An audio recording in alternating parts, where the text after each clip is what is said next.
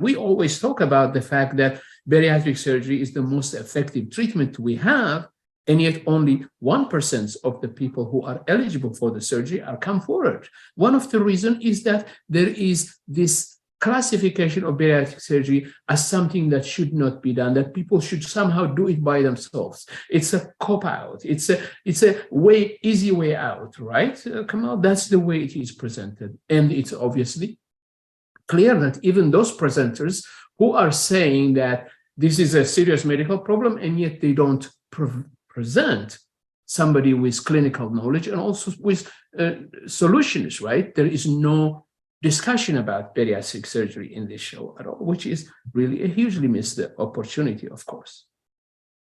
So I think one of the issues that I see with her approach is she kind of goes down to the look of the person rather than the health issues. So yes, the look is the part that maybe we enjoy if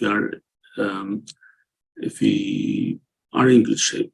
But this is not about the look, right? So she's kind of maybe coming down to the look only, and then like saying that I'm happy with the way that I look. And then later on, she talks about like I think she's in her low 40s, and then she doesn't have a problem dying young. So I know. Right about it, because it was deemed to be. Plenty of bariatric surgeons or weight management. She worked hard every day. Or the perception. Self and Tess Holiday and so on. I'm just uneasy when it's framed as this is a glamorous pop video, and here you are. Here's the cover of. So there's a point where would we actually celebrate if someone has bulimia or anorexia, right? So we wouldn't. So because we know that this is really dangerous. But knowing that she's 64 BMI, 5'4", and 380 pounds. And actually, I'm similar to Piers Morgan. So I'm 6'1" and about 217. So, and that's about 28 BMI. That's still a lot of BMI. So, but when the issue of, okay, how dangerous this is something that maybe people are missing, right? So the risk is people are like, no one wants their kids to be anorexic, and then if they are, then they don't want them to go on TV and then talk about how great they feel about this. That's part of the stigma is maybe, or the perception, misperception, whatever you want to call. That's where the problem is, right? So.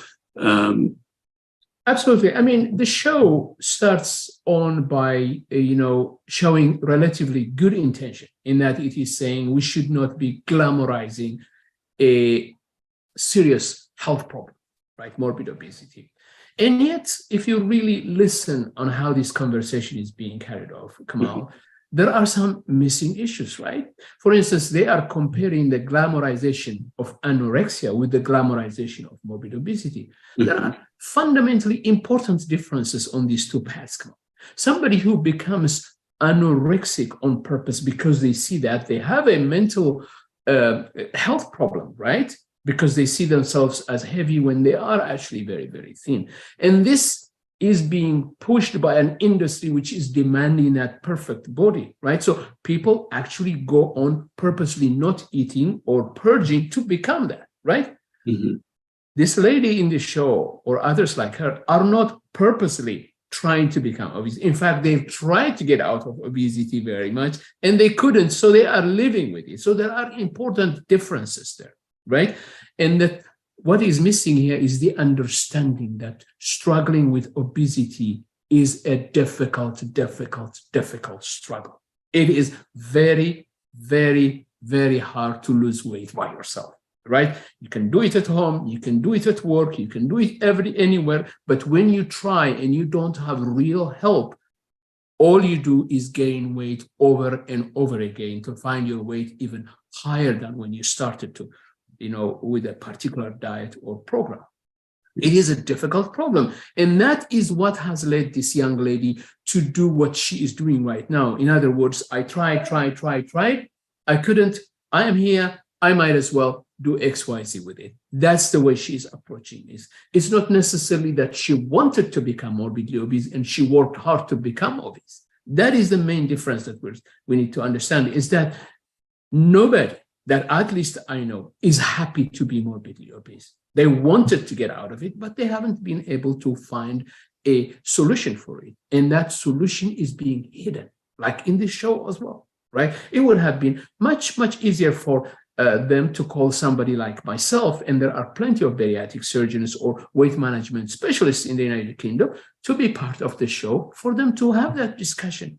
And then the whole issue of discrimination, stigmatization, okay, blaming would be highlighted and maybe taken aside, and people would be talking about what the real problem is. Because clearly, when we look at shows, come on, there are many more shows that actually stigmatize and tease obesity than there are shows that glorify obesity. If you think about it, it is a far bigger problem in the social media or in different in the show business.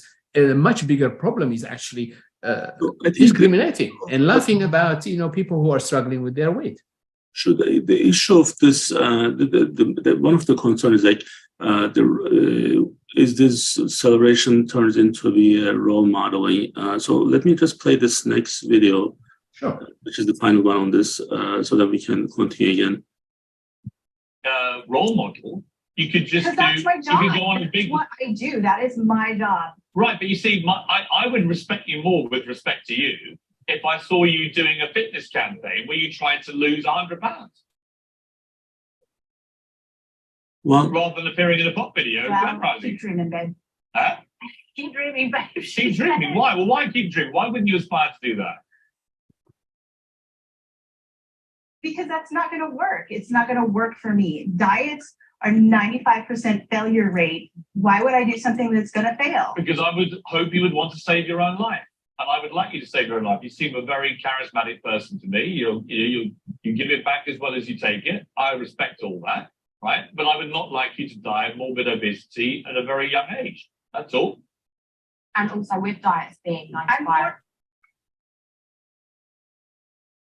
So again, I know his approach is a little bit harsh, but I think he has a point.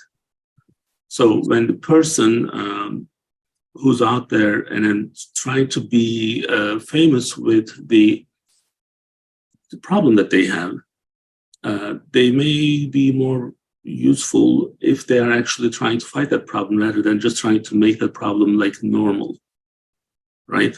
So she's normalizing a little bit, like, okay, this is what it is. I'm going to do this. I'm going to make money. I'll die at age 47. Well, I don't want my kids watching this. If I had kids, I wouldn't want them to watch this. Right? Well, that's a problem. It is a problem.